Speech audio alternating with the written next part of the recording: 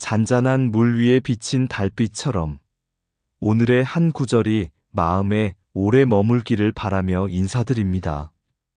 안녕하세요. 오늘도 경전의 길 위에서 함께 걷는 시간에 오신 것을 환영합니다. 우리는 세상을 살아가며 수많은 것을 보고, 듣고, 알고자 애씁니다. 그러나 불교의 가르침은 말합니다. 알되 머물지 말고, 이끌되 집착하지 말라고. 모든 법을 알되 그 알매 갇히지 않고, 모든 인연을 만나되 그 인연에 묶이지 않는 것, 그것이 바로 보살이 걷는 길이며 우리가 배워갈 수행의 방향일 것입니다. 오늘 이 시간은 더 많이 아는 자리가 아니라 조금 더 비워내고 조금 더 맑아지는 시간이 되기를 바랍니다. 그럼 고요한 마음으로 경전의 세계 속으로 함께 들어가 보겠습니다. 어느 산사에는 말이 많은 노인이 자주 찾아왔습니다. 그는 절 마루에 앉아 스님을 붙잡고 세상 이야기를 길게 풀어놓곤 했습니다. 처음에는 스님도 마음이 바빴습니다. 이 말씀을 언제까지 들어야 할까? 속으로는 조급한 생각이 일어나기도 했습니다. 그러던 어느 날 스님은 문득 알아차렸습니다.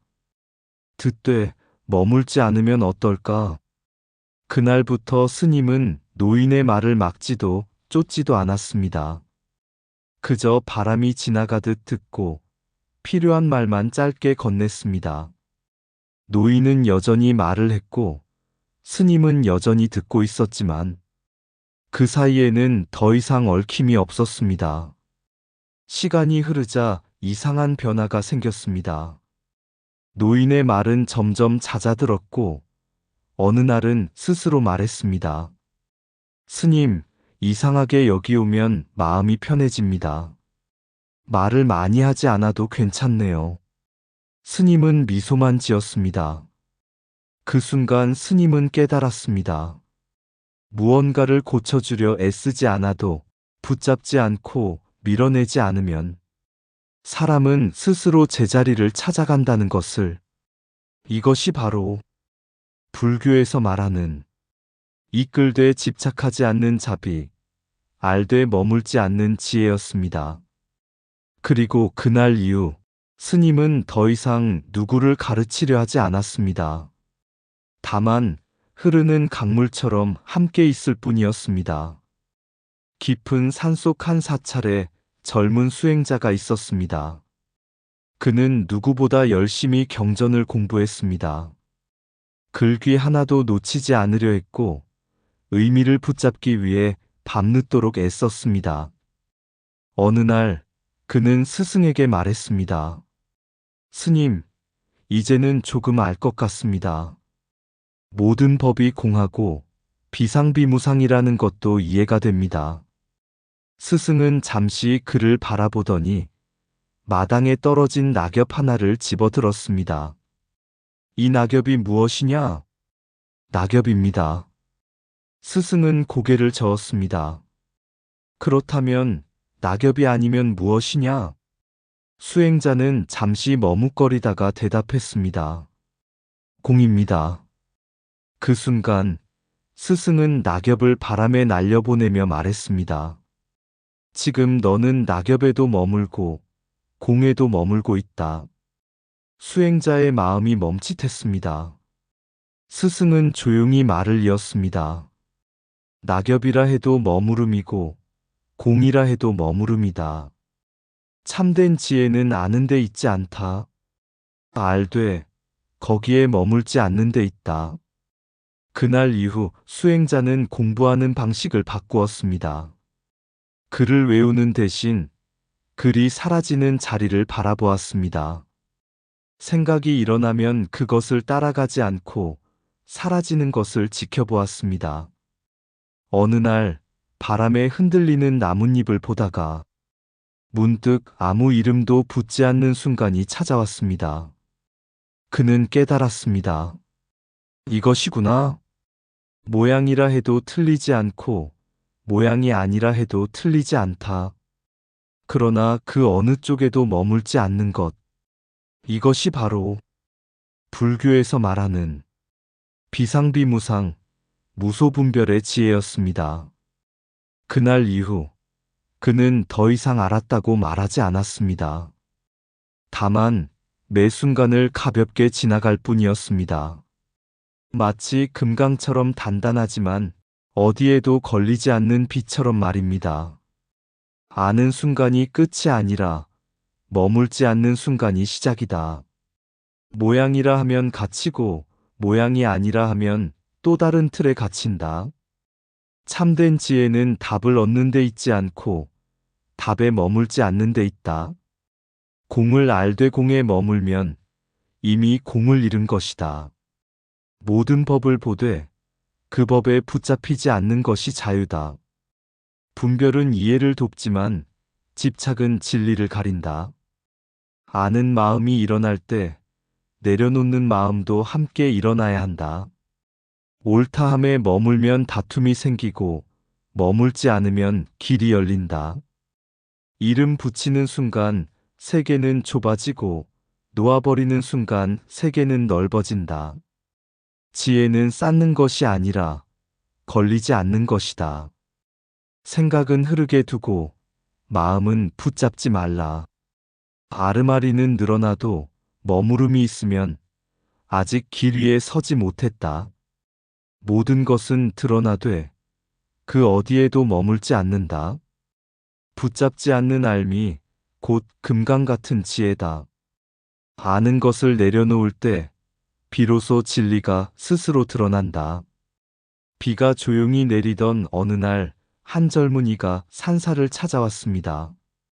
그의 얼굴에는 지친 그림자가 드리워져 있었습니다. 스님, 저는 왜 이렇게 사는 게 힘든지 모르겠습니다. 무엇을 해도 마음이 불안합니다. 스님은 그를 바라보며 아무 말도 하지 않았습니다. 그저 빗소리를 함께 들으며 그의 말을 끝까지 듣고 있었습니다. 젊은이는 한참을 쏟아내듯 이야기했습니다. 과거의 후회, 미래의 두려움, 사람들과의 갈등까지 마음속에 쌓인 것들을 하나씩 내려놓듯 말했습니다. 잠시 후 스님이 조용히 입을 열었습니다. 지금 네 마음은 비 오는 하늘과 같다. 젊은이는 고개를 들었습니다. 비가 온다고 해서 하늘이 사라지는 것은 아니다. 잠시 흐릴 뿐이다. 그 말 한마디에 젊은이는 더 이상 묻지 않았습니다. 스님도 더 이상 설명하지 않았습니다. 그는 잠시 앉아 있다가 조용히 일어나 절을 떠났습니다. 며칠 후 그는 다시 찾아왔습니다. 이번에는 얼굴이 한결 부드러워져 있었습니다. 스님, 그날 이후로 마음이 조금 가벼워졌습니다. 스님은 미소만 지었습니다. 그는 알고 있었습니다. 내가 그를 바꾼 것이 아니라 그가 스스로 제 마음을 바라보기 시작했다는 것을. 그래서 더 말하지 않았고 더 붙잡지 않았습니다. 이것이 바로 불교에서 말하는 근기에 맞는 방편과 선교지명, 그리고 이끌되 집착하지 않는 자비였습니다. 보살은 모든 중생을 구제하려 하지만 그 결과를 붙잡지 않습니다. 돕되 소유하지 않고 이끌되 지배하지 않으며 말하되 남기지 않습니다. 마치 비가 대지를 적시고도 아무 흔적을 주장하지 않듯이 그 자비는 조용히 스며들고 조용히 사라지지만 누군가의 마음에는 분명히 꽃으로 피어납니다. 돕는 마음은 남기지 않을 때 더욱 깊어진다. 이끄는 이는 길을 보여주되 대신 걸어주지 않는다. 자비는 붙잡는 손이 아니라 놓아주는 마음이다. 말은 건네되 그 말에 머물지 않게 하라. 상대를 바꾸려는 순간 자비는 이미 멀어진다. 진정한 도움은 스스로 보게 하는 데 있다. 듣는 자비는 말하는 자비보다 먼저다. 결과에 매이지 않을 때 교환은 자연히 이루어진다. 방편은 다리일 뿐 머무를 집이 아니다. 이끌되 지배하지 않는 것이 보살의 길이다. 상대의 속도에 맞출 때 자비는 비로소 살아난다. 붙잡지 않는 가르침이 가장 오래 남는다. 말 한마디가 아니라 마음 하나가 사람을 바꾼다. 자비는 흔적을 남기지 않지만 변화를 남긴다. 이끌고도 이끌었다 하지 않는 것이 참된 자비다. 산 아래 작은 나루터에 한 스님이 머물고 있었습니다. 그는 강을 건너려는 사람들을 위해 작은 배를 저어주곤 했습니다. 어떤 날은 장사꾼을 태워주었고 어떤 날은 길을 잃은 나그네를 건네주었습니다. 비 오는 날에도 바람 부는 날에도 스님은 묵묵히 배를 띄웠습니다. 사람들은 물었습니다. 스님은 언제까지 이곳에 계십니까? 스님은 웃으며 대답했습니다. 물이 흐르는 동안은 나도 흐를 뿐입니다. 세월이 흘러 나루터는 점점 한적해졌습니다. 세 다리가 놓이면서 더 이상 배를 탈 사람도 많지 않았습니다. 어느 날 마지막으로 한 노인이 배를 타고 강을 건넜습니다. 노인은 내리며 말했습니다. 이제 이 배는 필요 없겠군요. 스님은 고개를 끄덕였습니다. 그날 저녁 스님은 아무 말 없이 배를 묶어두고 조용히 나루터를 떠났습니다. 누군가가 물었습니다. 스님, 왜 떠나십니까? 아직 여기 머물 수도 있지 않습니까? 스님은 뒤돌아보지 않고 말했습니다. 머물기 위해 머무는 것이 아니라 필요하여 머물렀을 뿐이다. 그의 발걸음은 가벼웠습니다. 남긴 것도 없었고 가져갈 것도 없었습니다. 그는 알고 있었습니다. 태어남도 하나의 인연이고 떠남도 하나의 인연이라는 것을. 이것이 바로 불교에서 말하는 수생과 불수생의 방편, 그리고 머물지 않고 흐르는 보살행이었습니다. 보살은 나타날 때도 이유가 있고 사라질 때도 이유가 있습니다. 그러나 그 어디에도 자신을 묶어두지 않습니다. 강물처럼 산을 만나면 돌아가고 바다를 만나면 머물지 않고 스며들듯이 그 삶의 끝에는 오직 하나만 남습니다. 누군가에게 작은 건너편을 만들어 주었다는 것. 그것이면 충분합니다. 머무는 것은 집착이고 흐르는 것은 자유다. 인연 따라 나타나고 인연 닿으면 조용히 물러나라. 머문 자리는 비워두고 흐른 자리는 길이 된다. 떠남은 끝이 아니라 또 다른 이로움을 향한 걸음이다. 필요할 때 머무르고 필요 없을 때 떠나는 것이 지혜다. 보살은 머물기 위해 머무르지 않고 이롭게 하기 위해 머문다. 사라짐을 두려워하지 않을 때 참된 존재가 드러난다. 나타남도 방편이고 사라짐도 방편이다. 흔적을 남기지 않을 때 삶은 더 깊이 남는다. 강물은 스스로를 주장하지 않지만 세상을 적신다. 본원을 잊지 않는 자는 어디에도 갇히지 않는다. 머물지 않는 걸음이 결국 가장 먼 곳에 닿는다. 인연은 붙잡는 것이 아니라 응하는 것이다. 흘러가되 목적을 잃지 않는 것이 보살의 길이다. 이롭게 하고도 떠날 수 있을 때 비로소 자유롭다. 해가 저물 무렵 한 수행자가 강가에 앉아 있었습니다. 물은 쉼없이 흐르고 하늘은 그 위에 조용히 내려앉아 있었습니다. 그는 오랫동안 경전을 읽어왔고 많은 가르침을 마음에 담아두고 있었습니다. 그러나 그날 그는 책을 펼치지 않았습니다. 그저 흐르는 물을 바라보다가 문득 생각했습니다. 이 물은 어디에도 머물지 않는데 어찌 이리도 모든 것을 적시고 지나가는가. 그 순간 그동안 쌓아두었던 말과 생각들이 조용히 가라앉기 시작했습니다. 알아야 한다고 붙잡았던 것들, 이끌어야 한다고 애썼던 마음, 머물러야 한다고 여겼던 자리들. 그 모든 것이 물결처럼 스쳐 지나갔습니다. 그는 비로소 알았습니다. 알되 머물지 않는 것이 지혜이고, 이끌되 집착하지 않는 것이 자비이며, 머물지 않고 흐르는 것이 삶이라는 것. 그날 이후, 그는 특별히 달라진 것은 없었습니다.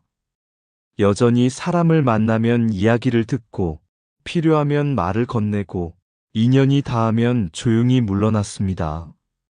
다만 한 가지가 달라졌습니다. 그는 더 이상 내가 무엇을 하고 있다고 생각하지 않았습니다. 돕고도 남기지 않았고, 알고도 붙잡지 않았으며, 머물고도 머물지 않았습니다. 이것이 바로 불교에서 말하는 보살의 길이었습니다. 강물은 바다에 이르러서도 나는 흘러왔다고 말하지 않습니다. 그저 넓어질 뿐입니다. 우리의 삶도 그러할 수 있습니다.